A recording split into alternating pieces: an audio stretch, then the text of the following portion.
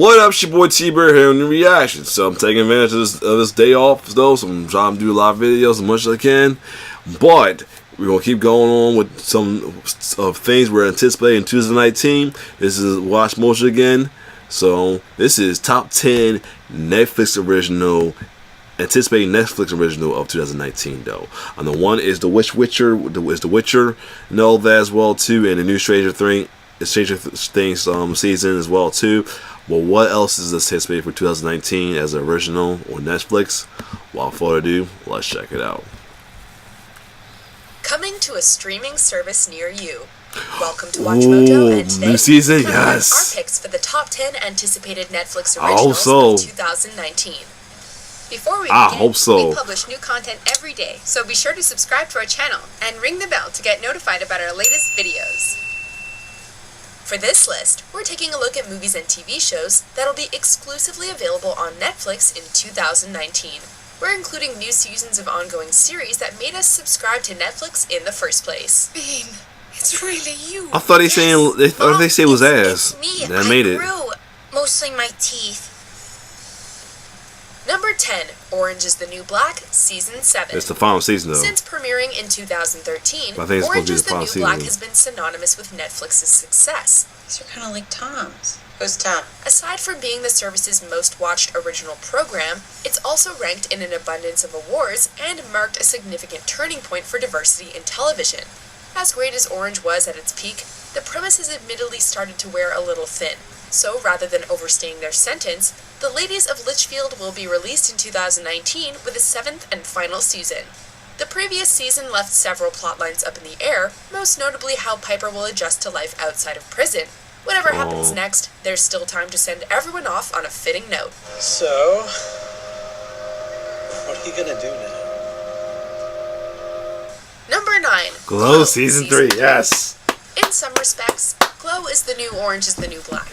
Carried by an ensemble cast led by Alison Brie and Betty Gilpin, this 80s throwback centers on a ragtag group of misfits given the chance to shine in the wrestling ring. Sorry, are you hiring actors to play wrestlers, or are we the wrestlers? Yes. Which one? The first season scored several Primetime Emmy nominations, including one for Outstanding Comedy Series. The show not only grew more inventive in its second season, but also more relevant, effectively touching upon sexual harassment in the entertainment industry. With the gorgeous ladies of wrestling heading to Las Vegas in Season 3, we should count on seeing more outrageous matches and drama behind the scenes. Okay, wait. Long live Zoya the Destroyer. I've never been to Vegas. You're gonna hate it. Number 8, Season Battles, 1. Season 1. Netflix has become a haven for the otaku What? community with its library of I classic thought anime, that wasn't the first season. What was that called? Got my wallet? Got my train Oh, pass? Agretsuko is based off of it. Netflix's latest anime original has the distinction of being their first set in Mexico. Oh. Taking place during the 1970s, Seis Manos follows a trio of orphaned martial artists. Oh, who this must is just band showing together different against corrupt animes. authorities when their mentor is murdered.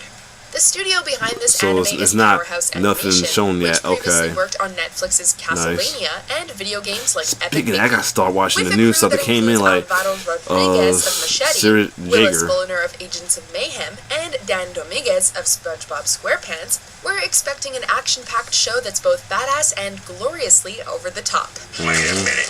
Give me that!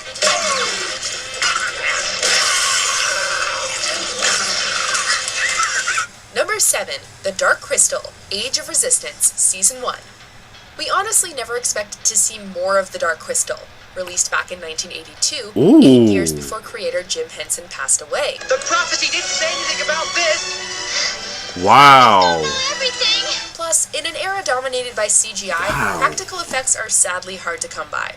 Thankfully, Netflix is known for picking up shows that are equally ambitious and nostalgic, so this prequel series is a natural fit for the streaming giant. Nice. Staying true to the franchise's roots, director Louis Leterrier has assured fans that the series is comprised of, quote, old-school puppets with no CGI involved. Good, that's although awesome. green screens will be used to edit out puppeteers.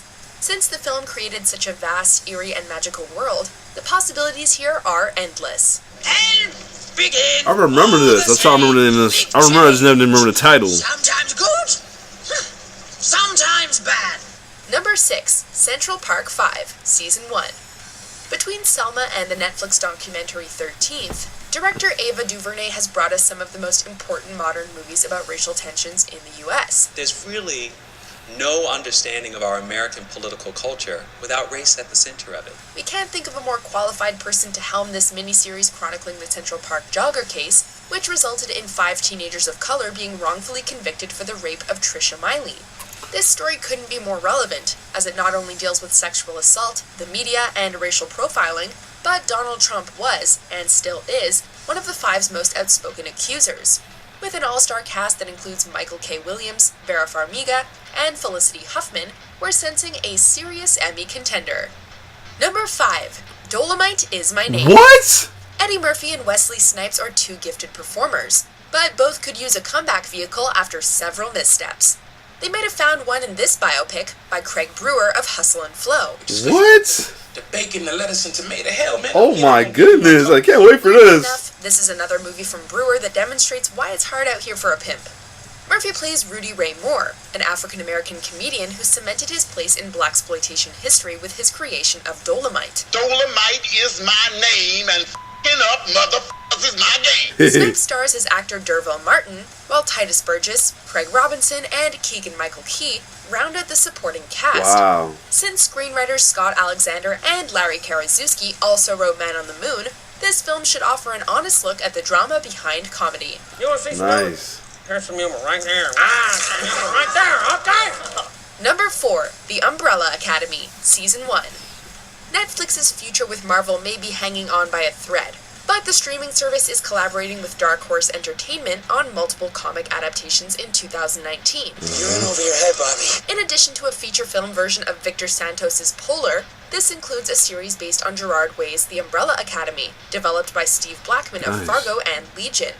Ellen Page goes from playing Kitty Pryde in the X-Men films to starring as Vanya Hargreaves, another Ooh. gifted youngster who's enlisted by a brilliant professor.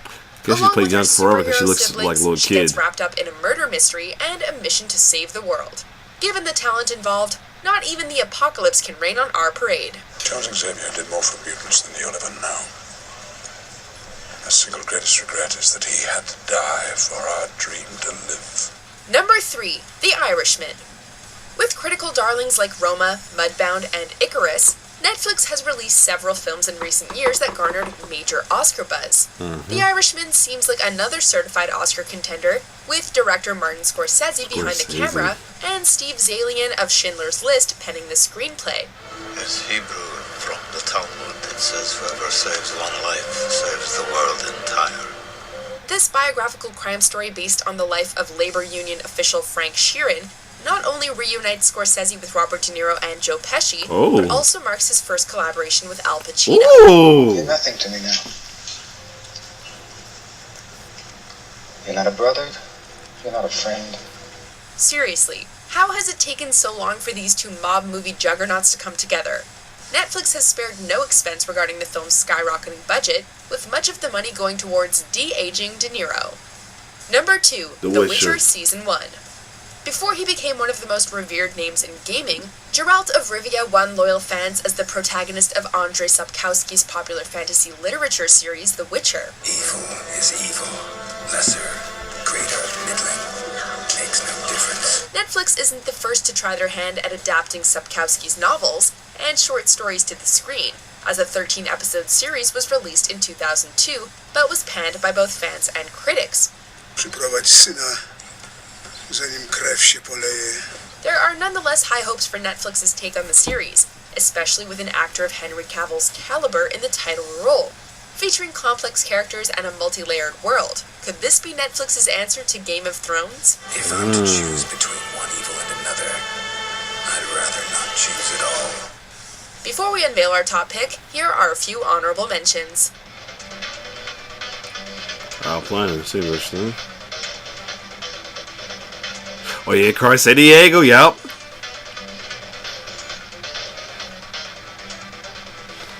Jin, what's this? Middle Eastern. Number 1, Stranger Stranger Things Things, 2, of course. Season 3. What started as the Season Duffer 3. Brothers homage to everything 80s has erupted into a cultural phenomenon in its own right. So if we get their attention, Maybe we can draw them away from the lab. And clear a path to the gate. Yeah, and then we all die. Between its first 2 seasons, Stranger Things garnered over 30 Emmy nominations for its retro visuals, riveting performances, and storytelling shrouded in rich mythology. It's taken over a year to get season 3, which hopefully means the Duffer Brothers are taking their time to perfect their vision.